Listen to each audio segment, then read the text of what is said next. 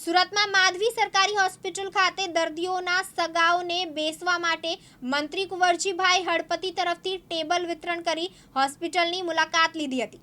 માંડવી સરકારી હોસ્પિટલમાં આવતા દર્દીઓના સગા સંબંધીઓને બેસવા માટે મંત્રી કુંવરજીભાઈ હળપતિ દ્વારા ટેબલ વિતરણ કરવામાં આવ્યા હતા। આ પ્રસંગે 23 બારડોલી લોકસભાના સાંસદ પ્રભુભાઈ વસાવા હાજર રહ્યા હતા।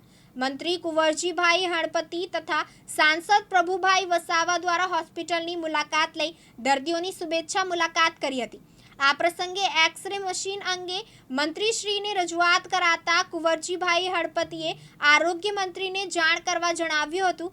આ પ્રસંગે માંડવી નગર ભાજપ પ્રમુખ પ્રિતેશભાઈ રાવળ, તાલુકા ભાજપ પ્રમુખ અનિલભાઈ ચૌધરી, હોસ્પિટલના અધિક્ષક ડોક્ટર પરિમલભાઈ ચૌધરી, માંડવી નગર ભાજપ મહામંત્રી શાલીન શાહ તેમજ નગર તથા તાલુકાના ભારતીય જનતા પાર્ટીના કાર્યકરો ઉપસ્થિત રહ્યા હતા।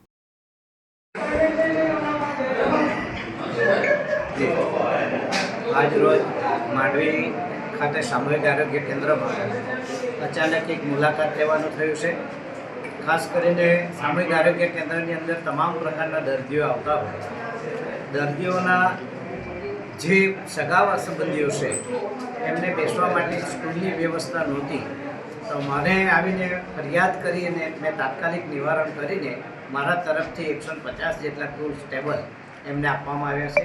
અને સાથે સાથે આ હોસ્પિટલની અંદર કઈ કઈ જગ્યાઓ ખાલી છે, એક્સ-રે મશીન છે કે કેમ, સોનોગ્રાફી મશીન છે કે કેમ, તેનું જાત તપાસ કરીને મેં નિરાકરણ માટેની એમને સૂચન કર્યું છે। અહીંયા એક્સ-રે મશીન ચલાવી શકે તેવો ટેકનિશિયન પણ છે, સોનોગ્રાફી ચલાવી શકે એવો પણ એક છે કારીગર, અને ખાસ કરીને જેટલી પણ જગ્યાઓ ખાલી હોય એવી વધુમાં વધુ જગ્યા અહીં તાત્કાલિક ભરાય તે માટે આવતીકાલે હું ઋષિકેશભાઈ અને એમના PS રાઠોડ સાથે મુલાકાત કરીને ઝડપથી જગ્યાઓ ભરાય તે માટેનું આયોજન કરીશ। ઉપરના ભાગે જે સ્ટ્રક્ચરની વાત છે એ સ્ટ્રક્ચરની દરખાસ્ત પણ મને લોકો એન્જિનિયર મારફતે કરીને આપશે તો એને પણ હું સુવિધા પૂરી કરીશ। માંડવી ગામમાં ICU આવી ગયું છે અને ઘણા વર્ષ થઈ જાય, લગભગ 1.5 વર્ષ થયો પણ હજુ ચાલુ થયું નથી, એનું કારણ શું?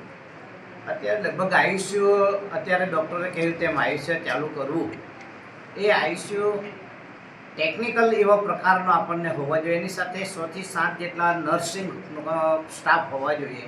એ કદાચ અત્યારે ખૂટ છે પણ સરકારે 6 જેટલી સ્ટાફની મંજૂરી આપી છે, તેના સંદર્ભમાં આવતીકાલે હું ફરી પાછો મળીને ઝડપથી ચાલુ થાય એવું હું કરાવીશ।